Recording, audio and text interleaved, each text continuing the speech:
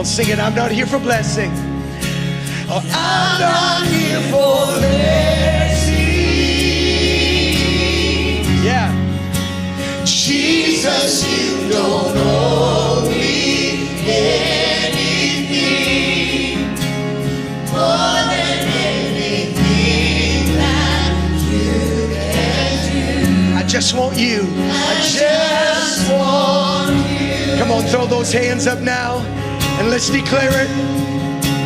Nothing else, and nothing else, and nothing else, you believe, nothing else will do.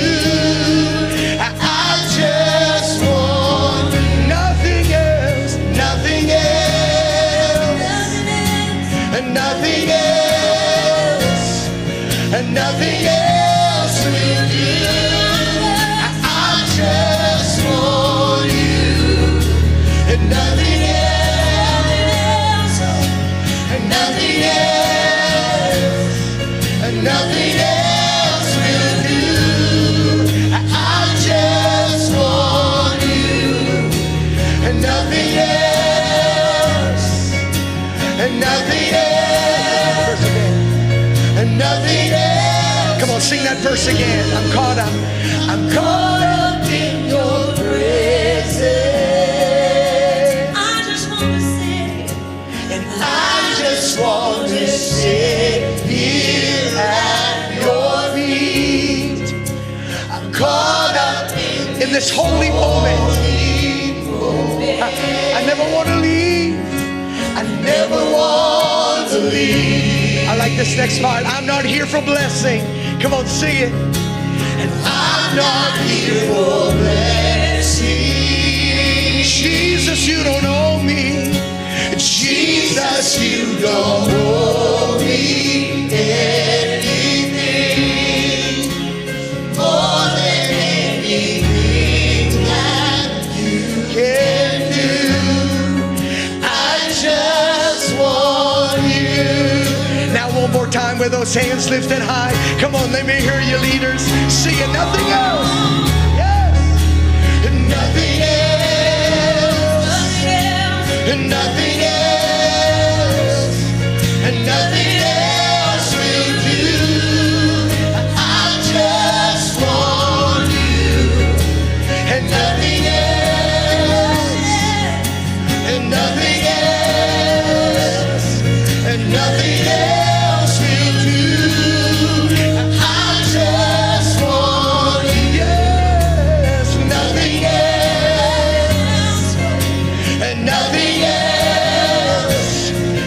Nothing else will do.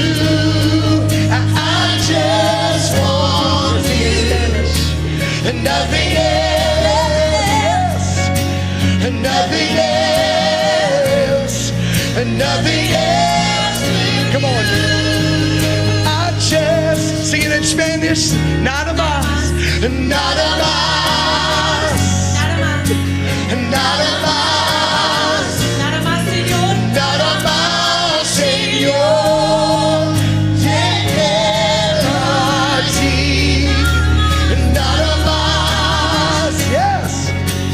Nada más, nada más, Señor, te quiero a ti. One more time. Nada más, nada más, nada más, Señor. I just want nothing else, nothing else, nothing else, and nothing else will do. Because how great is our God? How great is our God? Sing with me, how great is our God? And all will sing, how great, how great is our God. Sing it again, how great is our God? How great is is our God. Sing with me, how great is our God. And all will see how great is our. I love this next part, because you're the name above all names. Come on, I want to hear you sing this. Yes, you're the name above all names. Yes, you are. You're worthy. Worthy of all praise. My heart will sing, yes. Yes, my heart will sing. How great is our. Sing that again. You're the name above all names. His name is Jesus. Yes, you're the name above all names. You are worthy. You are worthy of all praise. Yes, you are. And my heart, and my heart will sing. How great is our God. One last time, let me hear you. How great is our God? Come on, sing it. Let me hear your voice. How great is our God? Sing with me. How great is our God? All will see how great is our God. We didn't come here necessarily for church, but just one more. We give you all. You know how we New Covenant folks are. We get worshiping and yeah.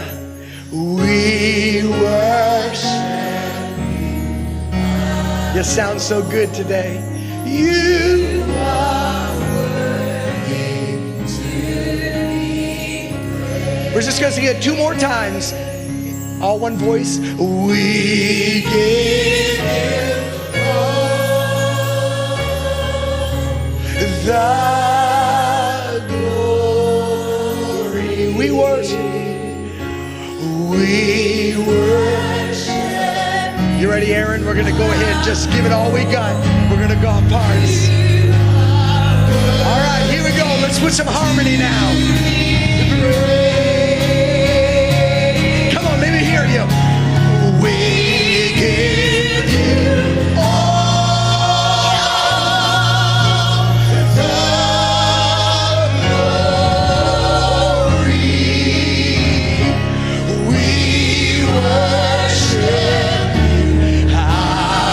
Just one more time. Last one, I promise. Give it with gusto right here. I mean, sing it with gusto. All you got. We give you all the glory. We worship you, our Lord, 'cause you are worthy to be praised. Now give them praise right here. Come on, I need you to lift up a New Covenant praise right here. Come on. Take you about 30 seconds, 60 seconds, and lift up a shout. Come on, clap your hands, all you people, and shout unto God with the voice of triumph. Oh, yes. Glory, glory, glory. Amen. Well, let me just say, y'all are crazy. 2 services already today, and now we're in our 3rd one this afternoon. But that's okay. We got a great reason to be here today. Everybody except our next level leaders can be seated. Everyone except our next level leaders. All of our next level leaders remain standing. Look at this. First of all, let me say, those of you that aren't our next level leaders, we thank you for coming and celebrating with us as they graduate. They've been 9 months in this leadership program. 9 months.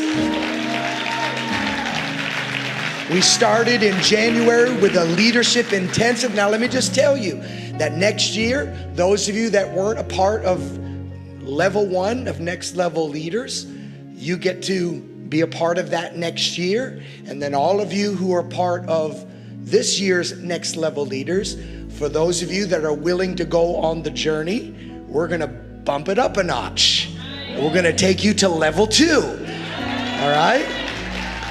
But I will tell you, level 2 will require more of you. That rhymes right there. That level 2 is good. Just look at your neighbor, say, level 2 is gonna require more of you. I mean, you had it easy in this level 1. You had it so easy, I fed you every month for free. I bought all your books this semester. I bought all your books. All you had to do was show up. And then I asked you to do 1 essay paper. I think some of you would have rather I cut your finger off. I heard more moaning and groaning and complaining over a 2-page paper, Dr. Chan. It was page number 1, what did I get out of this? And number 2, what am I gonna do with it? And my Lord, some of you were like, can we write it as a couple? And then I gave, some of you didn't write your paper. I gave you a deadline last Sunday, and I could see only about half of you, so I sent a text out and said, now I'm giving you grace. And I got a few more of you, but still some of you didn't turn your paper. I had people turning in their papers this morning. And I'm so gracious, I'm still gonna let you graduate. That grace got stretched. You're still gonna graduate. But level 2 is gonna require more of you. So now the next level 1, I mean, you guys, next year, you go on the journey with us. But it's been awesome. And you may be seated. A key element to what has made this such a tremendous success has been the ministry of Dr. Chris Bowen. I'm telling you, come on, give it up for Dr. Bowen. He's been such a blessing to this house. Such a blessing. When we did the leadership intensive in January, I did that, but I intentionally didn't do the next level teaching. I wanted you to hear another voice. Because many times there's power. A lot of times there's things that I'm saying, and because you hear my voice all the time, it just, it's like your kids, you know. It's like your kids, you tell your kids stuff, and they just, but someone else tells them the same thing you told them. Like someone that not even part of your family come and pull your kid aside and tell your kid the same thing you just told them, and they listen. Because it's another voice. And so we were blessed in this house to have another voice who every month did nothing but just echo the vision of this house. And every month just pour in. Not only did he give tremendous honor to my wife and I as we're leading this house, but he came every month and poured into us leadership principles. And I'm telling you, we started 9 months ago, and remember he gave us how big the baby was. And 9 months later, you better get ready, because some of you are about ready to give birth. Your dream is about to be birthed. Your vision is about to be birthed. Your ministry is about to be birthed. Because 9 months you've been a part of this process. And so what I want to do is I want to have Dr. Bowen come and just share for a few moments. And then I'd love for you to introduce Dr. Chan. We are so blessed to have Dr. Sam Chan with us today. He is one of the leading leadership strategists out there. Tremendous author of leadership books. I've read all of them and have been so blessed. The last one that I read was the Visioneering.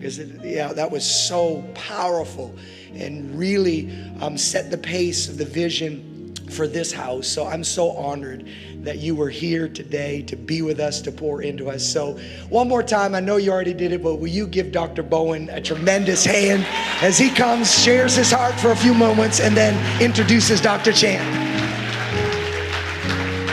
Wow, new covenant, new covenant, new covenant, new covenant. We have been on a journey. I told you to get ready that something great was about to happen. How about those double services that we spoke into existence? How about that brand new building that's getting ready to be built out back? Anybody see it with me now? You see it? It's going to happen. I'm not going to take any time today. You guys have listened to me for 8 months. And today, I just want you to look at your neighbor and say, push. Okay, so how many of y'all, through the 9 months, there was an opportunity for you to miscarry, but you didn't miscarry. There was a time for you to abort, and you did not abort. And today is delivery day. So today we're pushing. Amen. Everybody holler push. Oh, y'all don't act like you're in labor. Somebody yell push. Because right after this, we have the baby dedication in the back. You guys already seen all the decorations. We are supporting the baby today. I think that New Covenant has the greatest pastors in the entire world. You guys are blessed. You guys are blessed, blessed, blessed, blessed. I have been a lot of places around the world, but I can tell you that they have a heart after ministry, and they're the hardest workers I've ever seen in my life. Now, Sister Nita doesn't appreciate me so much because she said, you are just like my husband. I can't, and she says some mean things to me on occasion, but it's all right. So I love them so much, and I'm so glad that God let us make our home here at New Covenant after our retirement from pastoring. But let me introduce you our amazing speaker today. And I can tell you this today without any shadow of a doubt, that I am today who I am because of this man and his beautiful wife. There are spiritual backing. Ever since I was 15 years old, I have followed this man through his journey. And he wasn't always successful at the beginning in most people's eyes, but God had him on a journey. And very quickly in his life, God turned him into a mega leader. And we thank God for that. At 15 years old, I met him at a camp. He was leading praise and worship. I was 15 years old. And I didn't understand a word he was singing, but we still had a good time, and we worshiped together. My wife was with him in his home church back in Dowagiac, Michigan, Hartford, Michigan, of where she was in ministry with Dr. Chan. And then we both was moved to Atlanta, and we reconnected here in Atlanta after a series of events after he also did our wedding 37 years ago, Dr. Chan, 37 years ago. And I can tell you that Dr. Sam and Dr. Brenda Chan have pushed me. I came from a long background of history of unsuccess and a lot of issues in my life that I have shared with you. But it was because of them that they pushed me and they saw something in me. And when I did not believe in myself, and I struggle, and still to this day, I struggle a lot of times of saying, God, can I? I feel like sometimes I'm the biggest fraud in the world of saying, can I really do what God has put in front of me? But they're always behind us. They're always pushing us. And over the last 8 months, I've been teaching a 101 series from Dr. Maxwell, but you guys have noticed I bought a bunch of books, and I've been giving out Dr. Chan's books every single month. Amen. I've been passing those out, putting them in your hands, because in my opinion, he is the #1 leadership guru in the world. Amen. And New Covenant, he is here in this house today to pour out to you. Because of him, I can tell you, I went to a university I almost flunked out of, Pastor Chris, because I was told that I would never amount to be anything, but somehow there was an ear whispering in my ear saying, you can, you can. And then 15 years after I started a church and was growing and things were moving, I had a whisper in my ear from them saying, you've got to go back to school. And I was like, no, you know, it intimidates me for school. And can I tell you, even at 56, they still push me for even more education. That's the kind of mentors that I have, and I'm so grateful and will always, always, always be appreciative of what they have sown in my life. Today, ladies and gentlemen, the world sees him as the top 10 leadership gurus in the world. I see him as #1. Would you please make welcome my friend, Dr. Sam Chan. Thank you. Please be seated. Please be seated. Please be seated. Thank you. Thank you. Well, I know you all really love Jesus, and you are real Christians. Can someone tell me why I know that? You gave up your Sunday afternoon nap.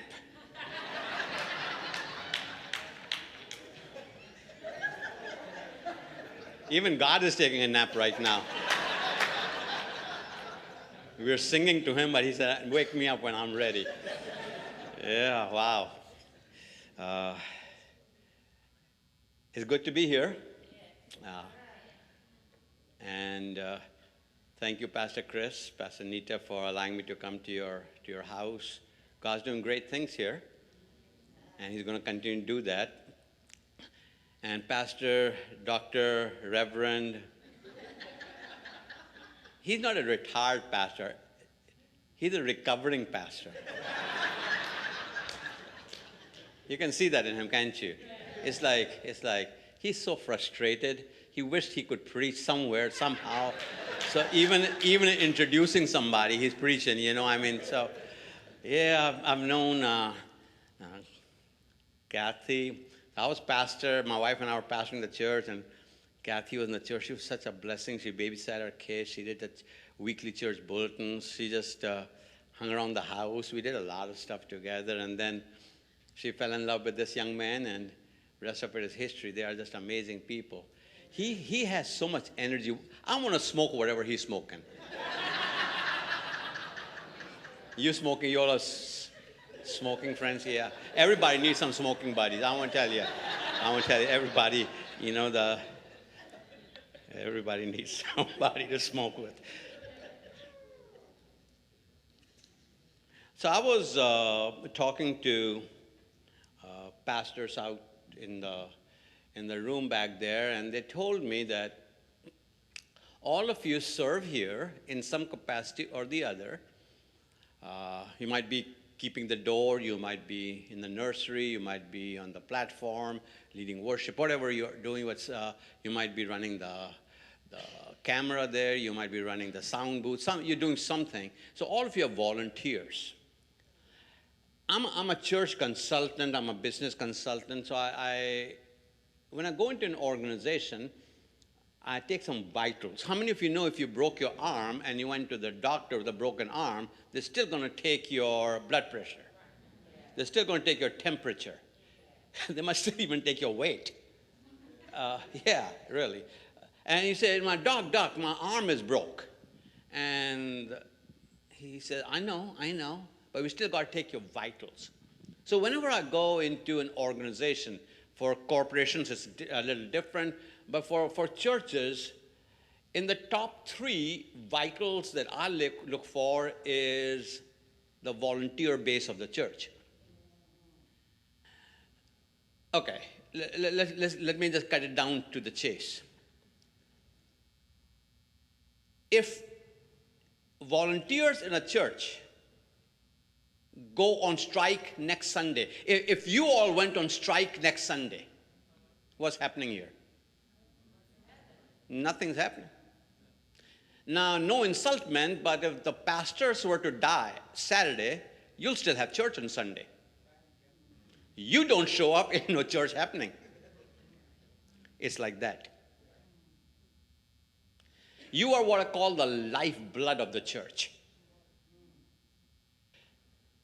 So what does lifeblood mean? It means that you set the tone for this church. You set the atmosphere for this church. You set the environment for this church. Okay, so we got lights over here. We got all these beautiful, what you call them, lights behind me, and I see some other fancy stuff up there, and there's stuff hanging from and there are screens over there. All that is to create environment, right? You go to a fancy restaurant, there's music is low, music is good, and lights are low, and candles are burning. All that is to just set the atmosphere. What you do is set the atmosphere for this church as volunteers. Because if you don't do what you do, then nothing will happen. It's as simple as that. All the way from the parking lot to the altar room, to the training rooms, to nurseries, whatever you want to call it, that is how important you are. But what is more important than what you do is how you think and what you value. So you set the values for the church by your actions, by your behaviors. You set the culture for the church by how you assimilate your thinking and how you help people with what they do. So what you value comes through very quickly. So when new people come into the church, you are carrying a virus. That's a good thing to talk about nowadays. Yeah. And you're carrying a virus that will infect them. Either they're going to be infected to be warm, gregarious, happy, joyful, embracing, friendly people, or they're going to say, man, you're sitting in my seat. Can you just move over?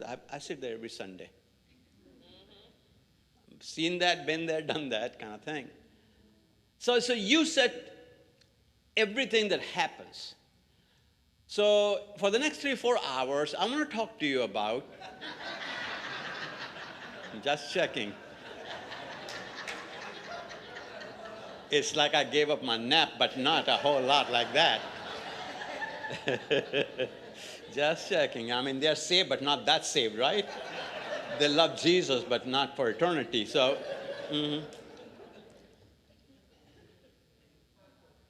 So to make it sticky for you, I want to talk about a word called, it's an animal, a rodent called squirrel. Okay, let's see if we can spell it together. You know, I'm a foreigner, what do I know? You all are from here, right? I mean, any other foreigners in this room? Okay, yeah, we got 2-3 people there. Okay, good. So we have an excuse. What do we know? I mean, English is a second language for us. But this is your mother tongue, so help me out here. So squirrel, let's spell that for me.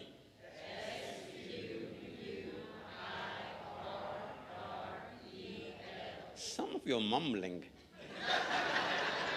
Some of you. I know who you are, so be nice to me. I'll point you out right now. Squirrel, squirrel, squirrel, squirrel. And I'm just doing that to make it sticky. I looked in the Bible to see if the word squirrel was in the Bible. Nah. So S stands for, I'm going to give you each word, and we're going to talk about each one of them briefly. And then we'll see where we go. S. S stands for scarcity. Scarcity. How you value scarcity. So I was born and raised in a Pentecostal pastor's home. I'm still a Pentecostal. I got saved at the age of 7. I've been saved off and on since then. Yeah. My theology allows me to have off days. Very simple as that. You can tell when your pastor is having an off day on a Sunday, can't you? So, so I've been saved off and on. And so I believe in abundance. I really do believe in abundance. I live in scarcity.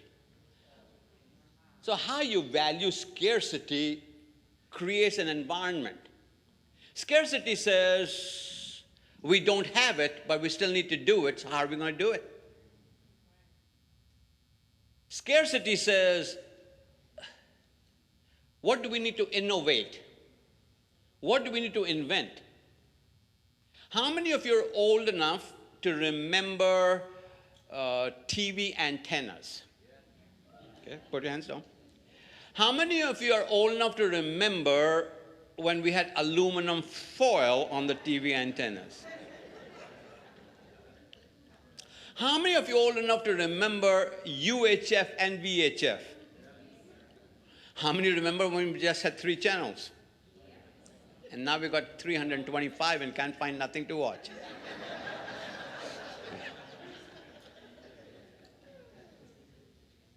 So what did we do?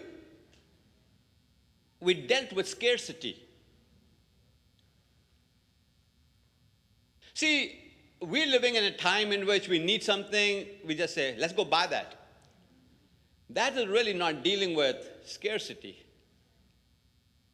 And I want to say to you that as you grow and you mature and you flourish and you expand, you won't do it because you have it. You will do it because you'll get it because you don't have it.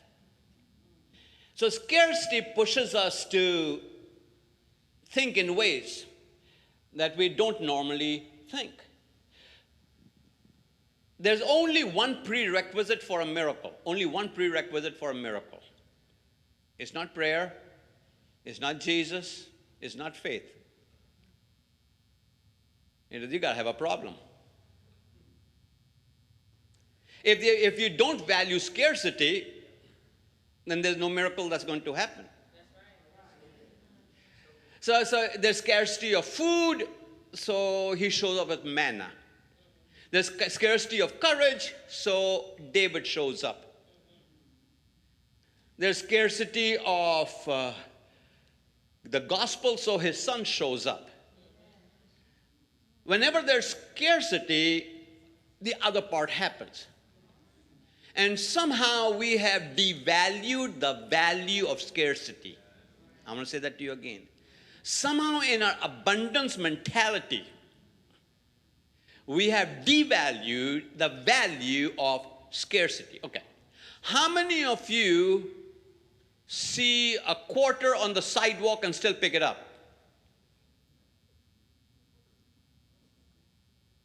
How many of you see a penny on the sidewalk, still pick it up? I don't care.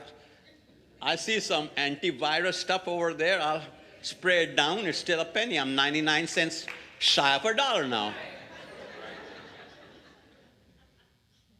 Now, we value what we have because we didn't have at one time. I came to the United States of America and landed in JFK Airport in New York with literally 87 cents in my pocket. Now, God's been good to me, and I thank God for that. But if you are standing there, I'm standing there, and there's a penny on the floor, I'm putting my foot on that penny. I'm believing God for that penny. Because all of your stuff comes penny at a time. So you need to value scarcity. Scarcity allows us to pray in ways we don't pray. Scarcity allows me to lean on you in ways I would not necessarily. Because scarcity says to me, you can help me, and she can help me, and he can help me, and they can help me. Scarcity allows us to band together like we normally would not. Scarcity is a gift from God. Because when the night is the darkest, a candle can make all the difference in a room. Scarcity. So how you value scarcity. The next letter is Q. S stands for what? Okay, there will be a test. There will be a test. There will be a test. Q stands for questions. Questions. Questions. Please know that questions are welcome. All questions are welcome. And the question is not necessarily what should we do. At your level of leadership in this church, the question is not what should we do. The question is how should we think about that? Two totally different questions. Because the doing follows thinking. If your thinking is faulty, your doing will be faulty. If your thinking is jacked up, your doing will be jacked up. So how should we think about it? Now, in the time and age that we're living in, questions are being asked that we don't necessarily have answers to. I mean, think about the issues that are surrounding our country right now. Should I take a booster? Should I not take a booster? Should I take a JJ? Should I take a Pfizer? Should I take a Moderna? I didn't even know those words a few months ago. Didn't know there was such thing as booster shots. They gave them to babies, not to us. Should I do this? Should I do that? And I think if you're not careful, we'll shut people down at the point of a question. You may not have the answer, but allow people to ask the question.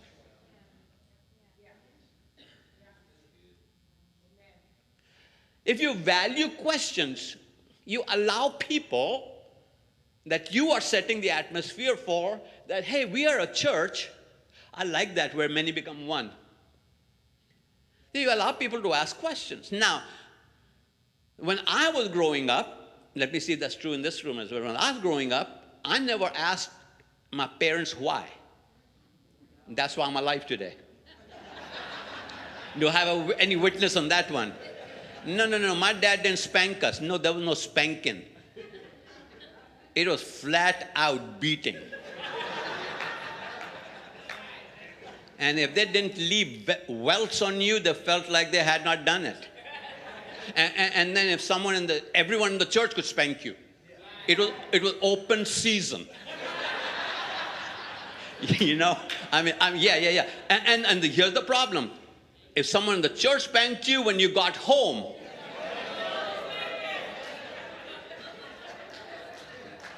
what's with that? So we never asked why. But the young adults who are asking question why.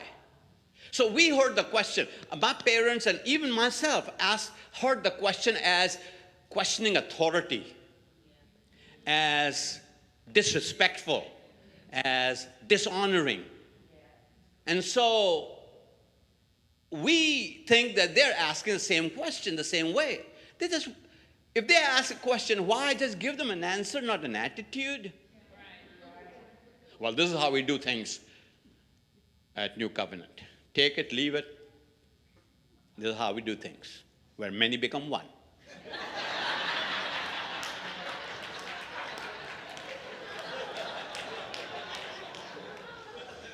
Questions. You got to value questions. Because if you are successful in what's been going on for the last 9 months,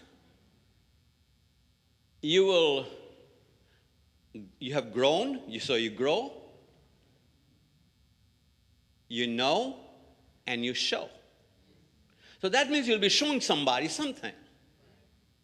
And you're going to be leading them with questions. I know some of you are saying, he has not given us any Bible. I want some Bible. Give me some Bible. I know there's always someone with a religious spirit. So just to pacify you, let me read to you something from the Bible. Yeah, just so that you'll get off my back here and listen to the rest of it. In Luke chapter 2, Jesus is 12 years of age. His parents lose him. And we talk about finding Jesus. They lost him. They lost the Son of God.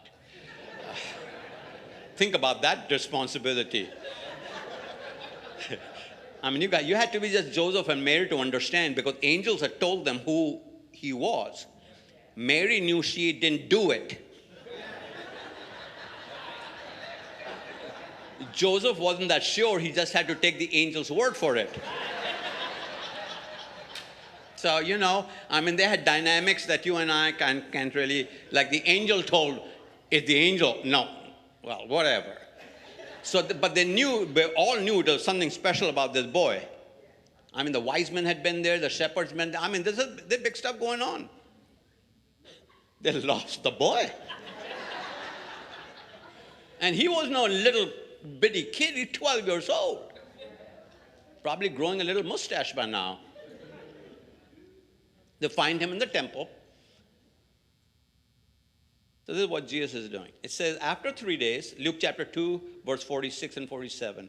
After 3 days, they found him in the temple courts, sitting among the teachers. Number 1, listening to them. Number 2, asking them questions. Verse 47. Everyone who heard him was amazed at his, number 3, understanding, and number 4, his answer. So four things Jesus did. He listened, number 1. Number 2, he did what? He asked questions that led him to understanding. And then finally, number 4, after all that, he gave them what? Yeah. What do? We don't even wait for their question. We have the answer. So what do you value? Do you value questions? Do you value listening? Do you value understanding before you can engage with people? Because you are what I call frontline. I call you frontline people. You're directors of first impressions. Q stands for question. So S stands for what? Q stands for? What's the next alphabet? Yeah, U stands for unafraid. Unafraid. Unafraid. Unafraid of failure. Unafraid of things not working out.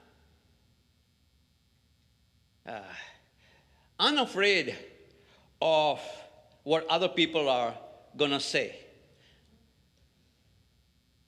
Because see, when there's a culture of fear, then people become tentative. They will never give their 100%. It's like always scared, always afraid. Somebody's going to spank them. Somebody's going to reprimand them. Somebody's going to put them on a list. Somebody's not going to approve of them. So everyone talks about innovation. Can I give you my definition of innovation? Innovation is what I call serial failure.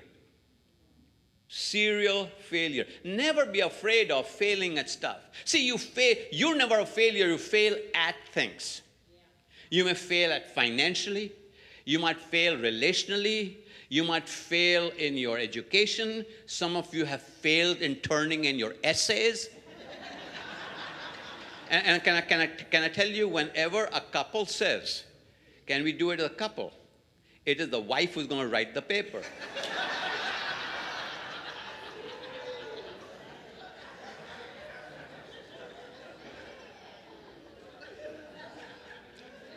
So stop being a wimp and a wuss. Write it for your wife. Be a man. Where many become one. I like that. I like that. I'm going to throw that in. It has nothing to do with anything, but I'll throw that in, right? Just like that, like. Yeah. Failure. I can tell you this about my life. You know, people look at my life and give me wonderful introductions. I'm embarrassed. I'm always blushing. You just can't see it on me, but you know, I'm like, I'm always. I've had more failures in my life than successes. I would say I succeed about 10% of the time. 60% of the time, I kind of put a spin on it, like it was a success, but I know it wasn't. You all do that too.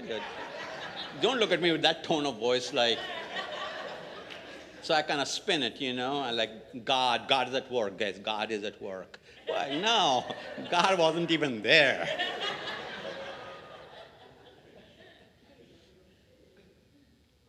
Yeah, I've had more failures in life than successes. I can tell you that. When Kathy was with us in Michigan, we were pastoring there. She can attest to that. Many failures. But I have a choice what I'm going to focus on. So I'm not afraid of failure. I am afraid of not trying. I'm also afraid of succeeding the wrong thing.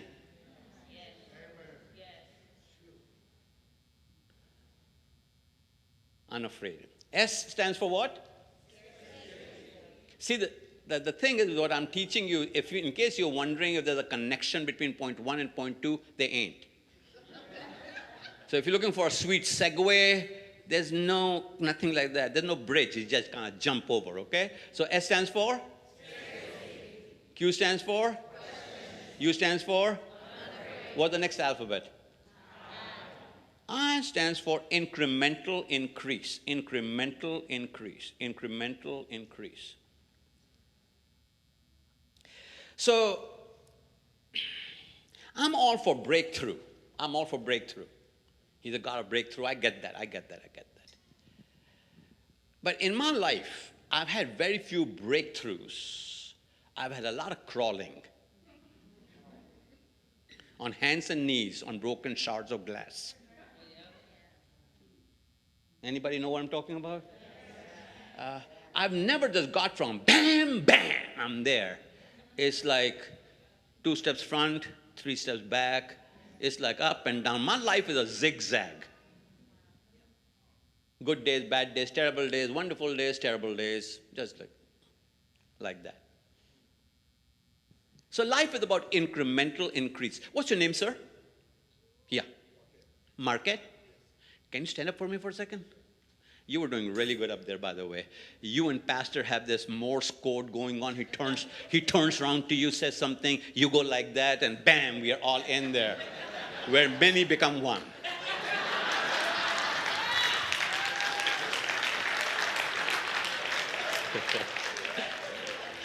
Marquise, right? Market? Like Quet, right? Not like the market, like Aldi's. Okay. Not like Aldi's, not market. What do I know? I'm a foreigner. Work with me, people. God, have mercy. Rough crowd here this afternoon. So there's Market, and you're Sam. Imagine getting to me, walking to me will be success. Okay, start walking toward me. Stop. Is Market successful?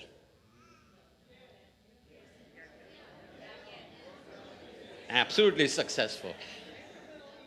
He's not here, but neither is he there.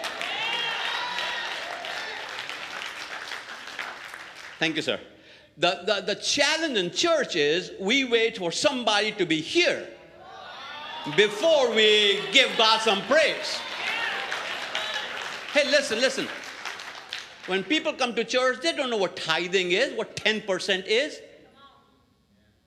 Let's start them at 1%.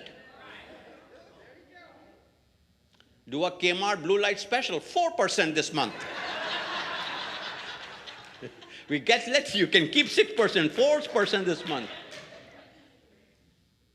Because if you've never done that, we expect them to jump from never giving to anything the church to 10%. Now that can happen. But if it doesn't happen, value incremental increase. I want to give you my most encouraging verse in the Bible for leaders. For all of you in this room, my most encouraging verse in the Bible, found in Exodus chapter 23. See, I got 2 Bible verses here. But this is the last one, so I'm just telling you right now. Yeah, I've never been accused of being highly spiritual, so here I am. I'm barely saved, I can tell you that right now. Me too, I'm looking for a smoking partner as well. Exodus chapter 23, verse 29 and 30, to me are the most encouraging leadership verses to me in the Bible. Verse 29, this is God speaking to Moses.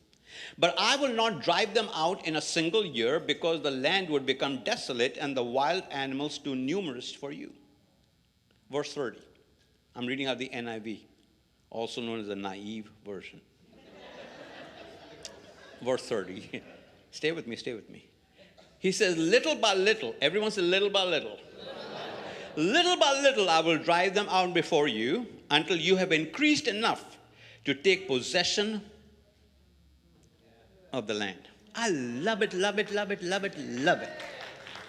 God says to Moses, hey, listen, I can give you everything overnight. I can build you that. What are you calling that? Annex? What are you calling that? Portico? Okay. I can build you a portico. I can do this. I can do that. I can do all of it in 2022. But you can't handle it. He said, but it's still your promise. And I want to tell you how I'm going to give it to you. I'm still going to give it to you. It is still yours. You can still claim it, but I'm going to give it to you little by little.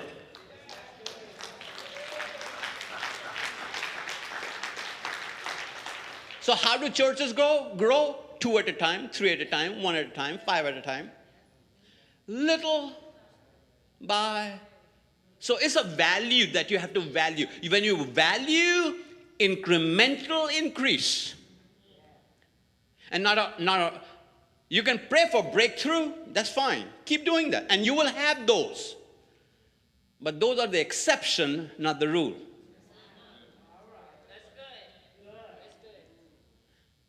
So you as a church, you as the lifeblood of this church have to say, all I got to do is Monday, Tuesday, Wednesday, Thursday, Friday, Saturday, Sunday, Monday, Tuesday, Wednesday, Thursday. I keep saying that. Next thing you know, I'm at the street.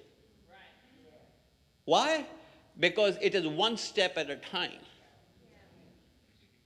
We value incremental increase. S stands for? Q stands for? U stands for? R stands for? R. There are two R's there. The first R stands for risks. Taking risks. So, I've been in church all my life. I'm 69 years of age. In my work, I work with large churches.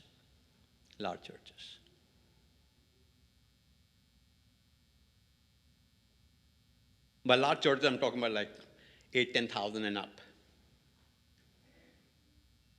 And I've noticed something, that once churches get to a certain size, they stop taking risks. So I preached in many storefronts. I'm talking about storefronts where maybe 20 people could sit, kind of thing. When you are in a storefront with 15 folding chairs duct taped together, a toilet that does not work, have more security out on the sidewalk to make sure your car is still there than you have inside the church, you're willing to take risks. But then we reached a certain threshold in which we got to pray about it. Remember the old song of the church, we come this far by leaning on the... In the book of Galatians, Paul has a thing called, what he calls the Galatian heresy. And he says this to the Galatian church: who has bewitched you? That you started in the spirit and now say, okay, God, got it now, got it. Thank you. Go help the other church down the road. They need it. We got this. Keep taking risks. Go play in the traffic. Good things happen when you take risks. Can I say it to you this way? When you're 100% sure, you're too late.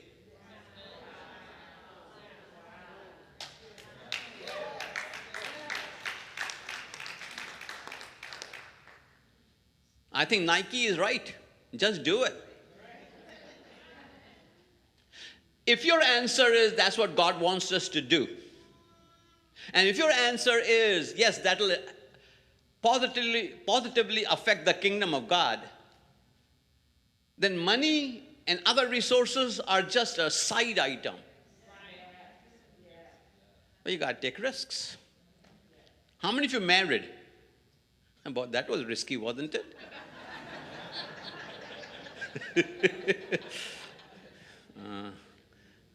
No, I won't go there. I'm talking to myself. You have no idea the bad things going on in my head right now. Yeah, life is risky. Everything is risky.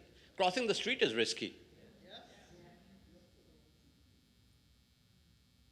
Going to Chinese food is risky. You don't know if it's chicken or not.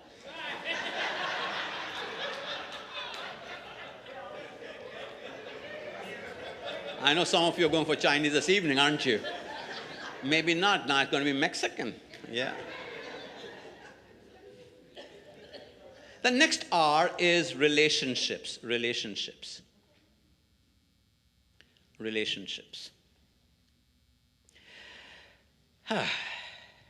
I wish I could emphasize for you as much as I'm feeling how important relationships are. That's what life is made up of. Relationships. When you're on your deathbed,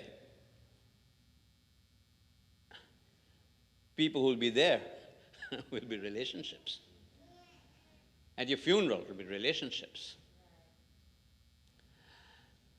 Because when you have relationships, you have trust each other. And trust is the glue that holds everything together. Trust, trust, trust. See, I don't have to agree with you to trust you. If I could just take a side angle on talk about the pastors for a moment. If you're a human being, which you are, and you're a thinking human being, which you are, and you are a reasonable human being, which you are, there'll be many times that you'll disagree with pastors. That's okay. There's nothing wrong with, people, can I tell you what loyalty is? Loyalty is not agreement. I know a lot of people who agree with me who are disloyal. So agreement and disagreement has nothing to do with that. But then you have to trust the pastor. And you've got to trust him at a level that he's not an ordinary human being who happens to be a pastor. He's got a calling on his life. He's anointed of the Holy Spirit. He's gifted in that area. And you have to trust him. Well, what happens if the pastor messes up? Well, yeah, it happens. Have you ever been to a car mechanic that messed up on your car? Have you stopped going to car mechanics? Have you gone out to eat somewhere and got sick? Have you stopped going out to eat? All I'm saying is, it's all about relationships. Because if I see him as my covering, that's a different relationship. And I wish I had understood this in my own life earlier on, that my relationship with people was not necessarily what I thought. If I could understand back then what I understand now, there was a grace on my life, which said, you are responsible for the church unlike anybody else. The questions that will be asked of you by God on Judgment Day will be different from questions asked of him. His report card is going to look different. Her report card is going to look different than yours. So you got to trust. At the end of the day, it's all about trust. You come to a traffic light and it is green on your side, you're hoping the other side is going to stop.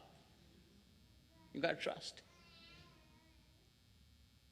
Now, why is it difficult to trust? Because we've all been wounded before. We all have histories. We all have experiences. We all have disappointments. We all have been where something was done wrong. We all have been where our trust was betrayed. And so what happens is you leave wherever you were at, and now you're at this church, but he's paying what I call a trust tax. I'll give you an example. So my wife Brenda and I, we're married. So let's just say I do something stupid and go out on her with another woman who's not my wife, and my wife divorces me and takes all my money, which is not much, but she will take it. And then let's just say she gets married to person ABC. She gets married to person ABC. Now, I did her wrong. Years have gone by. She's now married to person ABC. Person ABC is coming home from work, and he ran some traffic, and he is late. So he calls Brenda and says to her, I'm stuck in traffic. Guess where Brenda's mind goes to? To me. But I've gone on. So he can tell that. So he puts her on FaceTime and shows her the traffic. Shows her the back seat.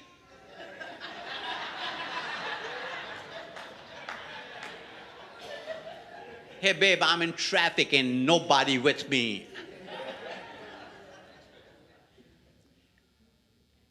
Her new husband, ABC, is going to pay a trust tax on my transgressions. And if you're not careful, you're going to bring your stuff and make him pay. It's not fair to you.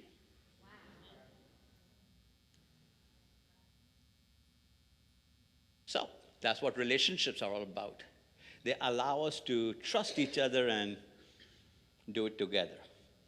S stands for?